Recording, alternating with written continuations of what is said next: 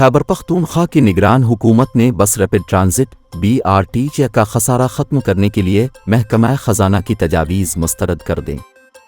महकमा ख़जाना ने खैबर पख्तूनख्वा हुकूमत को BRT को मुनाफा बख्श इदारा बनाने के लिए तजावीज़ पेश की थीं, जिसमें यह बताया गया था कि BRT के किराए में 5 रुपये का इजाफ़ा किया जाए, जिसकी वजह से BRT मुनाफा बख्श मंसूबा बन जाएगा